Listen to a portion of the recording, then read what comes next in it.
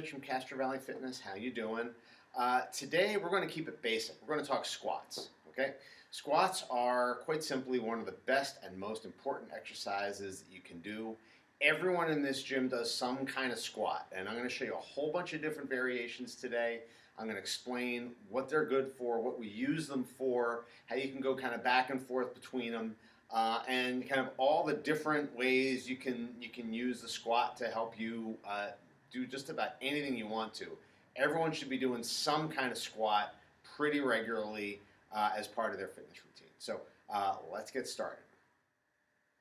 Okay, so the first variation we're going to talk about is what we call the box squat. This is kind of how we start people off when they've never really squatted before, or they kind of need to learn a few things about squatting. This is where the basics come into play. Sometimes when a client will come in, a relatively healthy person, to say, well, I can't really squat, it hurts my knees. This is where the box squat really comes in and teaches you how to use your hips, how to use your hamstrings, and kind of develop these parts of your body so that the pressure doesn't always go to the knee. Okay, so how we teach a box squat at the beginning is we have people stand on the corner of the box. Okay, so we don't want to, that way the box comes out a little bit, you have a little more room. We're going to stand up nice and tall. The first move of a squat is hips back. So we want to get our hips moving back. We want to get all the way down to the box, touch it, and come back up. I like to say, try to treat the box like it's covered in broken glass. So what we don't want to do is just go. We don't want to do that. We want to touch, come back up as we're moving all the way back. So if you notice, you see on this knee here, straight up and down. Okay, what I don't want to see is this. Okay, so you see that. I'm going to get back on the box. Okay, so what the box squat is used for is a lot of things, and it can be used in any way. It can be used just to teach someone who's never squatted before how to squat, or it can be used as a very advanced move by an advanced lifter who just wants to learn how to kind of get their hips a little bit more involved, or get a little bit more what we call posterior chain, hips, glutes, hamstrings, and those kinds of things involved in their squat. So that's your basic box squat. That's the first one we're going to go over today. Okay, so once someone can box squat pretty well, and they're able to get their hips moving very well, get them as far back as they can, touch that box, come back up, and demonstrate some kind of control with that to about a parallel level. We want to get our thighs about parallel with the ground. It doesn't have to be exact, but it's a good starting point. Then we're going to take away the box, and we're going to go work on a regular body weight squat. So how this is going to look, it should look pretty much exactly like a box squat with no box. Okay? It's going to be a little different, which I'll show you.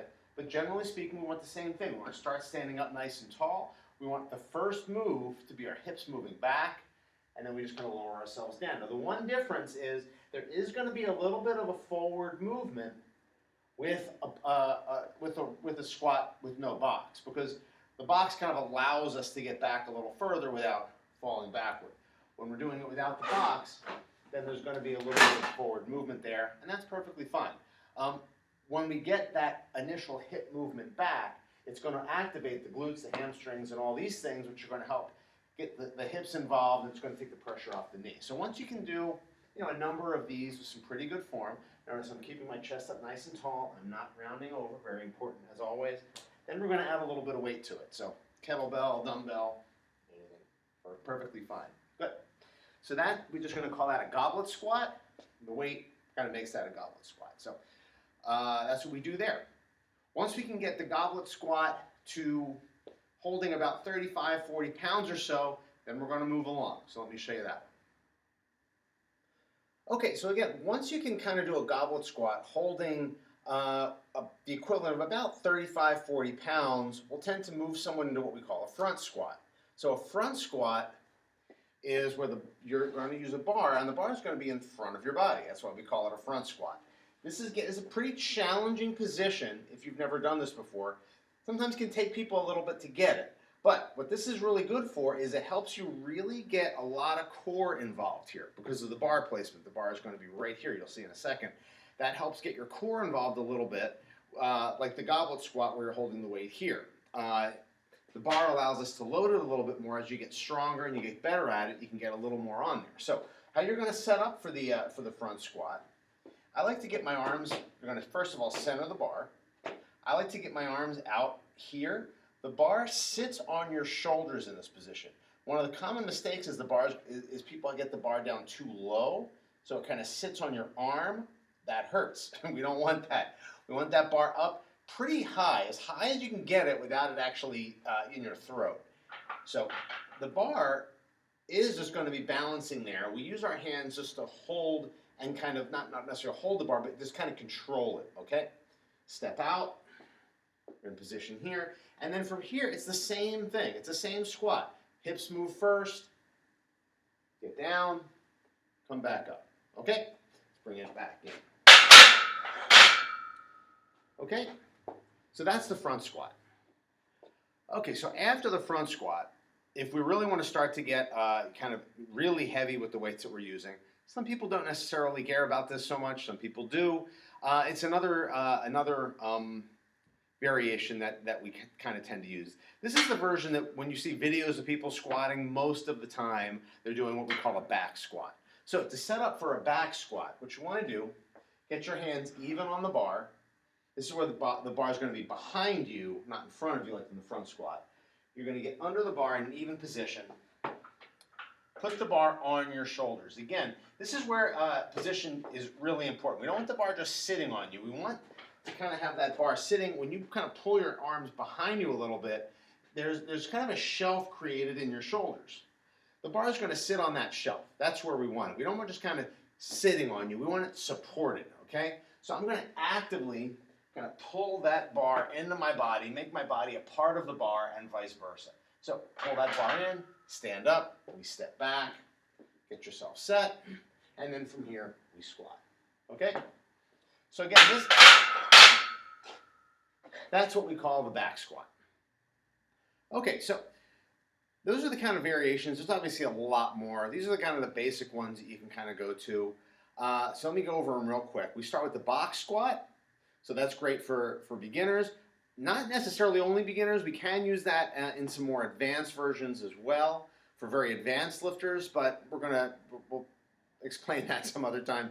But the box squat is where you're going to learn how to move your hips back, how to keep your knees opened up so that we stay out of this position. Let me step back and see that a little better. We stay out of this position where the knees are kind of collapsed or overly forward, which tends to put a lot of pressure on the knees. We want to keep that at a minimum. We don't want that. So we learn that with the box squat. Once we can do it well enough and get as far back on the box as is appropriate, then we take the box away. We do what we call a goblet squat once we add weight. So without the weight, we just call a body weight squat.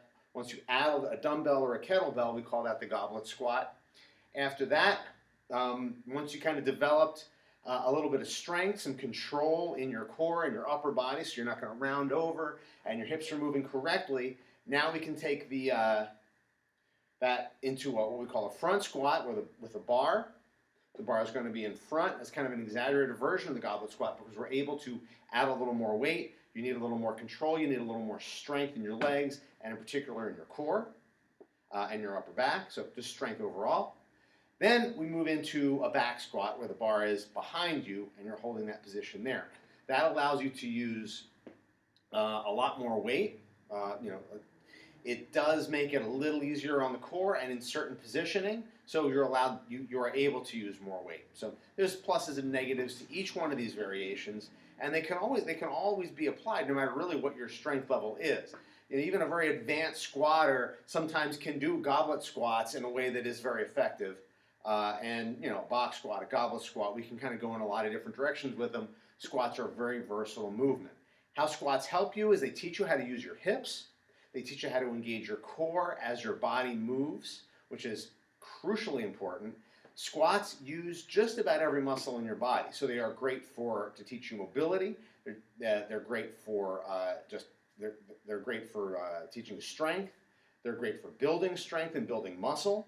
These are all great things. They're great for just teaching your body overall coordination, which if you have a lot of aches and pains and don't move well, it's likely that you just need to learn a little coordination in your body. Squats are great with that. So a lot of things.